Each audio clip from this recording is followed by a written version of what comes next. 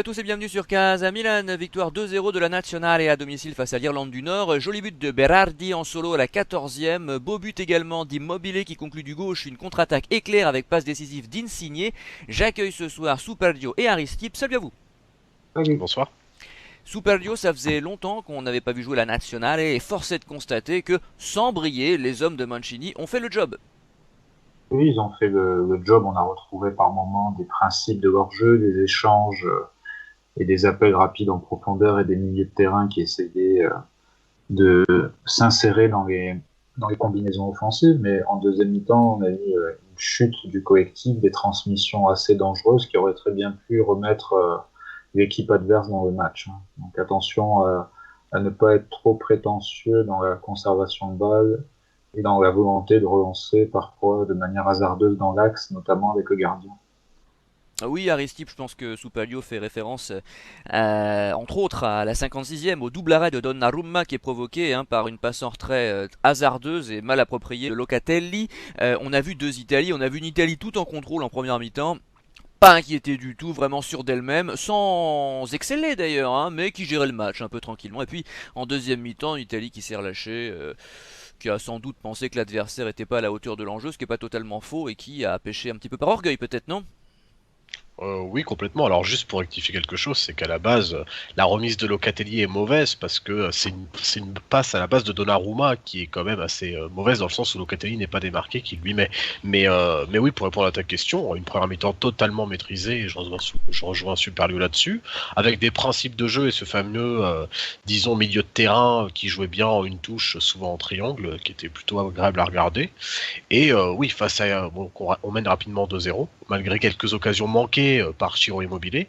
Et finalement, voilà, on arrive en deuxième mi-temps où on baisse un peu de rythme, disons de la 50 à la 65e, qui débouche sur les occasions dont vous parlez. Effectivement, ces pertes de balles, disons depuis les remises de Donnarumma et même au milieu de terrain. Et voilà, on manque de remettre l'adversaire à plusieurs fois dans le match, disons. Mais bon, face à une adversité aussi faible, on s'en sort quand même aisément, j'ai envie de dire. Le principal est assuré, compte tenu, enfin, on sait toujours que ces matchs-là de reprise, disons, de premiers matchs qualificatifs pour la Coupe du Monde, sont toujours très compliqués à aborder pour les équipes favorites, parce qu'ils sont souvent en manque de rythme, ils n'ont pas joué depuis quelques temps, etc. Et on va dire qu'on a fait le job. Et puis il y a l'éternel problème du manque d'automatisme de ces joueurs qui finalement se retrouvent une fois tous les 3 mois, parce que des associations de joueurs de clubs qu'on retrouve en sélection, on l'a déjà dit, pour les raisons que l'on connaît, c'est de plus en plus rare. Donc sous Palio, finalement, Mancini a bien du mérite de construire une équipe compétitive, parce qu'il y a quelques noms quand même dans cette équipe, hein. Il y a des joueurs talentueux, y compris un certain nombre de joueurs, notamment dans le secteur offensif et au milieu de terrain, qui jouent des gros matchs de Ligue des Champions. Malgré tout, forcément, pour aller à l'Euro, il va falloir parfaire tout ça, modeler cet effectif, trouver une équipe type. Il y a du talent certes, mais il faut les faire jouer ensemble, c'est pas toujours simple. Oui, mais la richesse de ce groupe, c'est surtout le milieu de terrain. Jorginho, qui a quasiment fait tous les matchs sous l'ère Mancini, n'était pas là. Il a été plutôt bien remplacé par Locatelli. Pellegrini, qui peut jouer plus haut, a pu bien dépanner au milieu de terrain, a été plutôt bon dans la récupération et a fait un match solide. Donc ça a montré que le milieu de terrain était sans doute le point fort de cette équipe. Et Berardi aussi a marqué des points. Si on prend les statistiques des derniers matchs, Berardi est le meilleur buteur avec 4 buts sur les 5 derniers matchs. Tu le vois peut-être pas titulaire à la place de Chiesa, si? Non, Je Chiesa, parle vu de ce qu'il a. l'Euro, attention, je parle pas d'aujourd'hui, je parle bien sûr de ce qui risque de... Parce que Chiesa est quand même en train cette année de franchir un palier, il a pas fait une grande rentrée, d'ailleurs il a vendangé une occasion, une magnifique passe de Verratti dans les arrêts de jeu là qu'il aurait dû reprendre parfaitement, mais c'est vrai que Berardi, peut-être en sélection, nous a fait quelques matchs intéressants, mais c'est peut-être pas le même calibre non plus, si. Non, du tout. Chiesa, vu ce qu'il a montré, notamment contre Porto en Ligue des Champions et ce qu'il montre cette saison, mérite d'être titulaire selon moi. Après, concernant Berardi, moi je fais la comparaison avec Bernardeschi qui ne fait pas grand-chose en club, hein, même s'il est replacé arrière gauche. Bon, vous me direz que Mancini l'apprécie beaucoup et qu'il a fait des matchs assez corrects en nationale, mais là, si vous avez un Berardi qui marque et qui est régulier en Serie A, c'est plutôt positif pour Berardi et plutôt négatif pour Bernardeschi. Ça c'est certain. Aristide veut réagir. Oui, je voulais juste compléter un peu le super milieu de terrain qu'on a et qui a déjà été évoqué par Superlio. En plus de Pellegrini et Barella, on a aussi Stefano Sensi qui, quand il n'est pas blessé, est vraiment un très bon joueur, et Mario Pessina aussi qui monte petit à petit dans cette squadra Azzurra. Ouais, mais alors le problème, c'est que Sensi pas blessé, c'est de plus en plus rare. C'est pas tous les jours. Là, C'est pas tous les jours. j'avais vu les stats passer, j'ai oublié malheureusement, mais il a vraiment fait très très peu de matchs avec l'Inter depuis un moment, et on sait qu'il a du talent, on sait qu'il est génial. Heureusement qu'on a des joueurs comme Verratti quand même, qui sont des valeurs sûres aujourd'hui, et qui peuvent mener ce milieu de terrain, qui a fait un bon match d'ailleurs, Verratti encore aujourd'hui, parce que si on s'appuyait sur des joueurs comme Sensi, si fragiles, ou comme Zaniolo d'ailleurs, hein, dont on espère qu'il pourrait être présent à l'Euro, c'est gagné ça, hein, mais enfin Oui. bon, tout est possible. Malheureusement, on est obligé quand même d'avoir des valeurs sûres, y compris physiquement, quoi, parce que c'est vrai que là, ces joueurs-là, si talentueux soient-ils, ça peut pas coller, tu peux pas appuyer, axer ton collectif sur des joueurs pareils, Super Dio. Oui, je voulais juste rajouter, à part les blessures de Zaniolo, il revient apparemment avec l'équipe réserve, l'équipe de jeunes, donc on va voir ce que ça donne. Après, il faudra plutôt se projeter sur 2022 pour lui s'il revient pas à temps. Je voulais juste parler du problème de numéro 9 parce qu'on alterne depuis la prise de Mancini entre Belotti et Immobilier. Belotti est peut-être plus compatible avec le jeu prôné par Mancini, parce que si on regarde les buts marqués par Immobilier en équipe nationale depuis que Mancini est là, il a marqué 2 buts contre l'Arménie, un but contre la Finlande, un but ce soir, et le point commun de ces 4 buts marqués par Immobilier, ce sont des contre-attaques. Il est beaucoup plus à l'aise en contre quand il joue seul en pointe ou avec quelqu'un qui lui tourne autour. Donc c'est pas un hasard s'il marque plus sur des contre-attaques. Aristide, as-tu quelque chose à ajouter? Non, pas spécialement. Alors peux-tu nous parler de ton homme du match côté italien? Euh, c'est vraiment compliqué, j'ai trouvé, parce que j'ai trouvé beaucoup de joueurs égaux sur leur performance. Du coup, je vais. Et puis compliqué aussi parce qu'il y a des joueurs que j'ai trouvé très bons en première mi-temps, moins bons en seconde et réciproquement. En première mi-temps, par exemple, on a Berardi qui a fait une super première mi-temps avec un but en soliste, de super centre et des différences sur son côté droit. Je l'ai moins vu en seconde mi-temps, et Insigne, ça a été l'inverse. Allez, je vais mettre Locatelli. Je vais mettre Locatelli pour moi homme du match. Alors, il n'a pas tout réussi, notamment on parlait tout à l'heure de la passe un peu molle à la 55e qui débouche sur le double arrêt de Donnarumma, mais je tiens à dire qu'il n'est pas exempt de tout reproche de Donnarumma, parce qu'à la base il fait une passe qui n'a pas lieu d'être à Locatelli. Mais Donnarumma a Locatelli, peut-être la moi, tête oui. ailleurs, non? Bah justement, j'allais y venir. Moi, je trouve qu'il a fait un bon match hein, ce soir. La double parade, faut la sortir, et même un bel arrêt à la 69e. Non, mais Mais c'était une voilà, petite pique parce qu'on en parle tout le temps ces jours-ci, ça devient ouais. gavant, mais ouais. Bah, ce qui est vrai, je pense qu'à juste titre, ses performances au Milan ces dernières semaines sont quand même un peu plus inquiétantes. Et comme il nous a fait ça il y a quelques années, c'est vrai qu'on peut se poser la question, surtout à quelques mois de l'Euro. C'est vrai que ce Bien serait pas sûr. mal qu'il signe son contrat juste avant le début de l'Euro. Ça lui permettrait au moins de se concentrer à 100% sur l'Euro, en Non, mais effet. t'as vu qu'il a refusé 8 millions là, hein? Ouais, ouais, c'est pour ça que je dis ça, je viens de voir ça, je viens de voir que le Milan voulait absolument tout boucler avant l'Euro, et il venait de refuser hier ou aujourd'hui, je sais plus, 8 millions d'euros, et ça se complique sérieusement pour lui, ouais. Franchement, ça commence à se compliquer. C'est ce qui m'inquiète un peu, ouais. Ouais, ouais. Et du coup, pour en revenir à Locatelli, moi je trouve que franchement, je trouve que ce qu'il fait, Jorginho, bon, fait ses matchs aussi avec la nationale, il n'y a pas à dire, même si j'en attends toujours un peu plus de lui.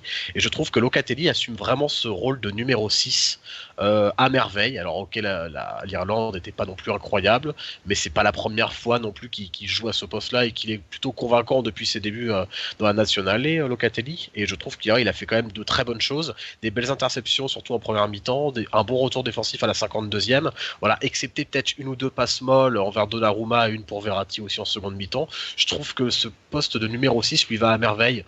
Je trouve qu'il alterne parfaitement le jeu court, le jeu long, les remises, qu'il accélère le jeu quand il faut et qu'il calme le jeu quand il faut. Et franchement, c'est un numéro 6 qui nous aurait bien fait plaisir au Milan AC. Ah oui, mais il a été victime de l'exode des Italiens, que veux-tu, hein, provoqué très largement par la direction milanaise. Il n'y a qu'une seule chose, moi, qui est regrettable avec Locatelli, c'est qu'il ne joue pas de compétition européenne, vu qu'il évolue à Sassuolo.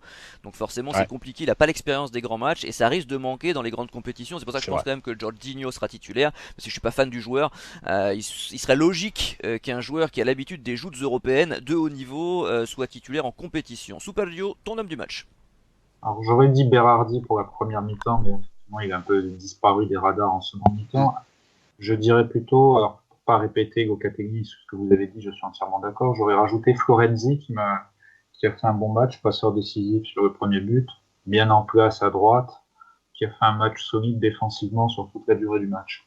Très bien, toujours aussi concis, efficace, Soupalio. Alors Aristide, as-tu une bonne surprise?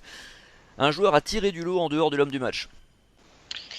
Franchement, bonne surprise. Moi, j'aurais quand même mis Berardi en fait, parce que je trouve je le voyais vraiment pas, disons à ce niveau-là, à quelques mois de l'Euro. Et je trouve que, bon, pour en revenir au débat de tout à l'heure, enfin d'il y a quelques minutes plutôt, je trouve qu'il y aura une petite concurrence, il aura quand même son mot à dire face à Chiesa qui fait une très bonne saison, mais je pense qu'il faut pas l'enterrer, il pourrait tout à fait je pense que les prochains mois seront décisifs, si vous voulez, dans la forme actuelle, et ils seront décisifs pour savoir qui va être titulaire à droite, parce que je pense que Bernardeschi est effectivement hors du coup. Mais voilà, Berardi, je trouve que c'est une bonne surprise quand même, depuis quelques mois, depuis cette année à Sassuolo, depuis même 2 ans, il a retrouvé un peu de régularité qui lui manquait, j'ai envie de dire. Après, il est pas tout jeune, hein. Enfin, il est pas tout jeune, il est pas vieux, je veux dire, Berardi, il a quoi, 24, peut-être 25 ans maintenant. Donc voilà, je trouve qu'il a gagné en régularité ces dernières saisons, c'est bien récompensé par ce match, mais aussi par ses dernières performances en nationale. Et bon, en deuxième surprise, j'ai envie de dire, alors c'est compliqué parce que effectivement là, il n'y avait pas d'adversité, mais j'ai trouvé la défense centrale plutôt rassurante, à contrario de ce que nous avaient livré Bonucci et Chiellini ces derniers mois, j'ai envie de dire. Bon, peut-être pas pour Chiellini puisqu'il était absent, mais voilà, j'ai trouvé la défense centrale, quand on a un peu, disons, courbé les chines en seconde mi-temps avec plus de pertes de balles, avec des milieux qui combinaient moins bien, j'ai trouvé que la défense centrale était quand même rassurante sur les dégagements de la tête, les interceptions et le placement quand même. Ouais, alors moi, on m'enlèvera jamais de la tête la vision que j'ai régulièrement d'Mbappé filant au but à la deuxième minute, de Chiellini qui fait le tacle et puis de l'expulsion du papy, hein, tout simplement. C'est-à-dire que j'ai vraiment le sentiment qu'on peut se retrouver vite à 10 avec cette défense qui peut être prise à revers et prise de vitesse assez facilement. Donc contre l'Irlande du Nord, ça passe, tant mieux. C'est ça. Je pense qu'il va être urgent de renouveler cette défense et j'ai bien peur que ce ne soit pas le cas d'ici l'Euro et je crains énormément ça. Pour en revenir à Chiesa, quand même, faut pas oublier que ça risque d'être la star de l'équipe dans tous les journaux, hein. C'est-à-dire qu'avant la compétition, Chiesa sera, à mon avis, l'attraction numéro 1 côté italien. C'est, je pense, la star Ah depuis ouais. ce qu'il a fait en Ligue des Champions. Ah, j'en suis convaincu. Oh. Je pense, moi, que le meilleur joueur italien, c'est Barella. J'arrête pas de le dire. Oui. C'est d'après moi celui qui a le plus gros potentiel. Enfin, le gros potentiel encore, je sais pas, parce qu'il y a quand même des joueurs à fort potentiel dans cette équipe. Mais le plus haut niveau, le plus, comment dire, la plus grande constance, le plus fort dans tous les secteurs de jeu, physique, technique, tactique, mental, etc., c'est Barella. Bon. Mais dans les médias, je pense que Chiesa a une vraie bonne cote et risque d'être l'attraction numéro 1. Je pense pas que Berardi puisse lui disputer la place de titulaire réellement, sauf bien sûr si Chiesa avait un passage à vide, ça lui est déjà arrivé par le passé, on ne sait jamais, hein. Après tout, il nous a habitués lorsqu'il jouait à la Fiorentina à quelques irrégularités, Chiesa. Mais cette année, il a tellement franchi un palier que lui prendre sa place, ça risque d'être compliqué. On suivra, hein, de toute façon ça, parce qu'après tout, c'est intéressant d'avoir des problèmes de riches, hein, si j'ose dire, on n'en a pas à tous les postes. Superlio, as-tu des bonnes surprises? Alors, je rejoins ce qui a été dit. Bon, je me répète un peu. Pellegrini, j'ai beaucoup aimé son match.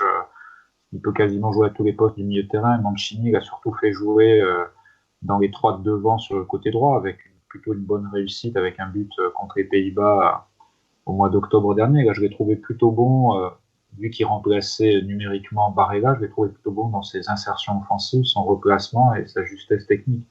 Donc voilà un garçon intéressant qui est polyvalent et qui peut bien dépanné, qui a une bonne expérience à la Roma, et qui a joué la Ligue des Champions, qui joue encore l'Europa League. Donc un joueur de talent et un joueur élégant. Vous parliez de joueurs indiscutables, Chiesa, oui. Je rajouterais aussi Insigne dans cette équipe, hein, qui fait des très bonnes performances et qui est souvent à l'origine des meilleures actions offensives de son équipe. Là, même sans faire un gros match, il est quand même passeur décisif et il a souvent été très bon sur les derniers matchs de l'équipe d'Italie, tout comme il est bon à Naples cette saison. On passe à la déception du match, Aristide. Voilà, j'en vois une seule.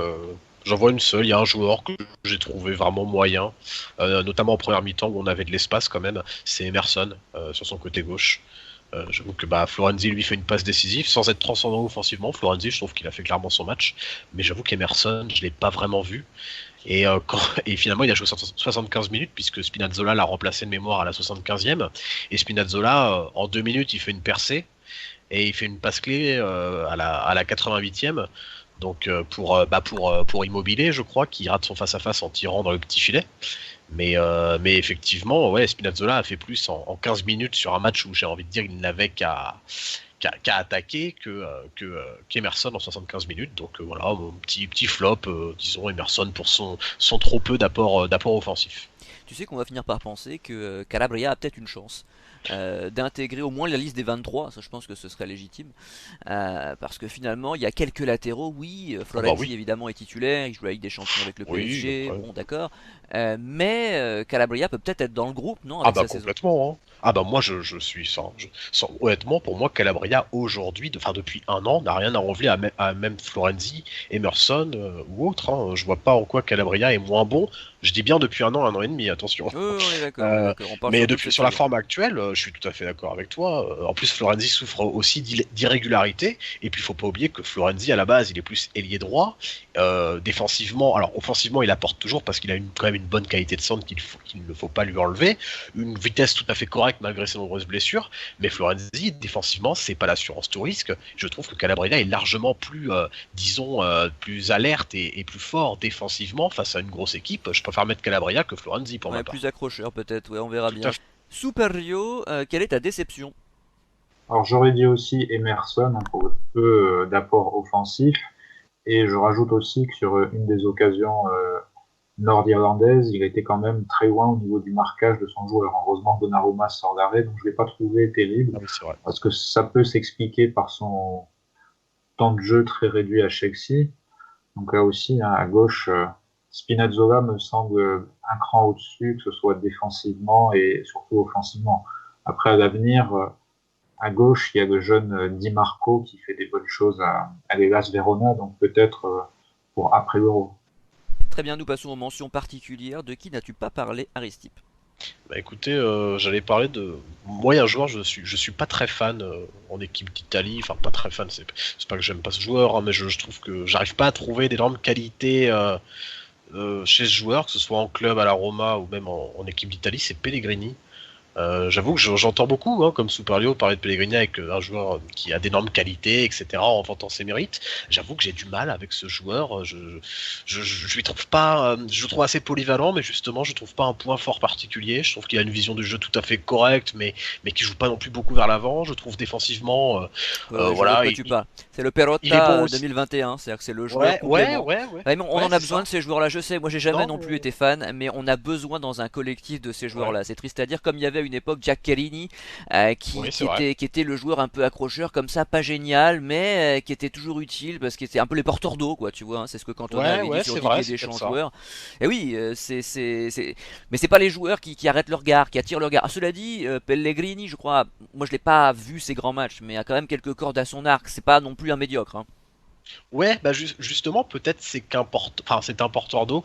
Je sais pas, mais c'est vrai que j'entends souvent comme Soupalo dit, il y a des qualités de Pellegrini. Moi, j'ai pas vu une qualité qui ressortait en particulier. C'est peut-être effectivement que j'attends quelque chose, disons à la Barella, alors que j'ai envie de dire, c'est qu'un joueur polyvalent et qui est bien inclus dans l'effectif et dans les dispositifs actuels. Et peut-être que j'en attends peut-être un peu trop. C'est possible aussi. Super. Alors j'aurais dit Immobilier parce que son rendement est assez décevant en équipe d'Italie, mais j'ai expliqué qu'il y a des différences entre le jeu de la Lazio en contre et celui de Mancini en 4-3-3. Mais je trouve quand même qu'il y a quand même un déchet au niveau de la finition et comparé au neuf du passé, il est loin des standards auxquels on était habitué. Après, sur ce Il y a rassemblement, je longtemps déplore quand même, l'absence. hein. Parce que Vieri, Pardon, Inzaghi, ça commence à dater. Je veux dire, des neufs performants en national, et on en a pas vu depuis un petit moment. Tony Donc ou Anthony, oui, Ouais, Catoni, bah, Tony ouais. ouais, d'accord. En Bon, même club, oui. Graziano Pelle à l'Euro était pas mal. Hein. Ouais, sauf sur les pénaux, ouais. Oui, sauf sur les pénaux, comme tu dis. Mais il a été Mais rappelé, il est revenu en Italie, lui. il est revenu à Parme, il a mis un joli but en à retour. retourner, ouais. À Mais 36 ans. je déplore l'absence de Moïse Kean qui est vraiment en pleine bourre à Paris et pourrait apporter. On n'a jamais vraiment testé dans l'axe. Il a surtout joué sur un côté en équipe C'est vrai, d'Italie. à aile droite, je crois. Oui, souvent dans ce rôle-là. Et chez les jeunes, j'aime bien celui qui est avec les espoirs en ce moment, Scamacca, Oui. Ah, ou au Genoa, si je ne me trompe pas. Oui, oui, qui était Et pisté plutôt, par Milan, Et mais groupe prêté par italien sans Sassuolo, doute. ouais. qui est plutôt prometteur avec son gabarit. Donc peut-être du 109 à l'avenir, mais encore une fois, vu le jeu voulu par Mancini, Belotti est plus compatible qu'Immobilier. Eh bien, nous aurons l'occasion dans ces quelques mois qui nous séparent de la compétition de constater les choix, hein, les évolutions évidemment, parce qu'il y a deux matchs qui se profilent là de Mancini concernant son équipe type. On passe au mot de la fin, peut-être Aristide, as-tu des données supplémentaires, des éléments à ajouter par rapport à tout ce qui a déjà été dit? Oui, moi, enfin, comme beaucoup, je suis impatient de voir cet euro avec le retour, j'espère, de la nationale sur le devant de la scène. Moi, j'attends plus particulièrement certains joueurs, notamment un ou deux dont je suis absolument fan. Je parle comme d'habitude, toujours du même de Nicolo Barella, qui pour moi a comme seul défaut d'être supporter interiste et d'évoluer dans le club de l'Inter. Mais aussi Nicolo Zaniolo, qui est un joueur que j'apprécie particulièrement et qui là, effectivement, reprend petit à petit l'entraînement, d'après ce que j'ai cru entendre et ce que tu m'avais dit, MJ. Et voilà, alors je sais pas s'il sera là, je pense pas présent dans la liste, parce que voilà, il revient quand même Non, de c'est deux peu grosses probable, mais blessures. c'est pas à exclure. On en a vu C'est d'autres, pas hein, tu sais. exclu, On est c'est qu'en vrai. mars. On est qu'en mars. Les Ouais, matchs ouais. s'arrêtent au mois de mai. Il a 2 mois. Il a 2 mois. Alors c'est trop peu, diront certains, après une grave blessure comme celle-ci. Ils ont sans doute raison. Si on est raisonnable, on dit non, pas de Zaniolo à l'Euro. Mais C'est ça. imagine, il rentre, il est tout de suite impressionnant, etc. Il peut venir comme super joker. Hein. C'est pas du tout impossible. Hein. Ah bah oui, rappelle-toi lorsqu'il s'est fait les croisés quand il est revenu, les deux premiers matchs, enfin il était impressionnant, il a mis un but en soliste contre le Torino, je crois, où il dribble 5-6 joueurs avant de Ah mettre un ouais, but en ouais, ouais. lucarne. Ça, il avait quoi, 3-4 matchs dans Ah, les c'est un jambes, hein. phénomène. Hein. Non, c'est un phénomène, c'est un joueur que j'adore. Les deux Nicolo, que ce soit Barella ou Zaniolo, c'est des joueurs que j'adore et j'espère que Barella fera un bel Euro parce que c'est un de mes joueurs préférés, si ce n'est mon joueur préféré depuis quelques années. Et j'espère que voilà, Zaniolo se remettra et qu'il pourra au moins avoir sa chance pour l'Euro. Superio. Oui, je voulais dire que le point positif, malgré le marasme des clubs italiens en Ligue des Champions, c'est qu'on a quand même pu voir Bastoni, Chiesa, Barella jouer la Ligue des Champions et faire des choses plutôt intéressantes et engranger de C'est vrai. l'expérience. C'est plutôt positif pour l'avenir et en espérant que ça continue dans les prochaines années et qu'à l'Euro, finalement, on puisse jouer avec pas mal de jeunes pour construire l'avenir. Et surtout miser en défense sur un joueur comme Bastoni, je pense que c'est le moment de faire une transition vers des jeunes défenseurs. Je partage ton avis, mais osera-t-il Bastoni Acerbi ou Bastoni Mancini? Bon, Bastoni Mancini, c'est peut-être un peu jeune, je ne sais pas, mais Bastoni Acerbi, ce serait pour moi la meilleure charnière à l'heure actuelle. Malheureusement, j'ai peur Ouais. hein, qu'ils ne réussissent pas à se débarrasser de Bonucci et Chiellini et qu'on démarre avec eux. Malheureusement, hein, je suis assez comment dire, dubitatif sur les capacités de Mancini à renouveler si vite la charnière centrale. Et face à des grosses équipes, face à des attaquants rapides, je parlais d'Mbappé tout à l'heure évidemment, c'est le plus rapide, mais enfin il y en a d'autres, ça risque malheureusement de nous coûter très cher. Bon, si tout va bien, on devrait se retrouver dimanche soir pour Bulgarie-Italie, avec Gali notamment, hein, Gali l'une des voix historiques de l'émission. On sait évidemment que sur ce genre de rencontre, on ne ferait pas de grosses audiences, on parle quand même de l'Italie en français sur des matchs de qualif, mais nous ne boudons pas notre plaisir de retrouver les sélections, même hors compétition. Car après tout, c'est le dernier vestige du football des racines, hein, du football des cultures, du football qui fait l'histoire et qui, lorsque viennent les compétitions, réunit autour du petit écran même les supporters un peu lassés du football dit moderne. Voilà, rendez-vous donc dimanche soir. Salut! Ciao. Salut.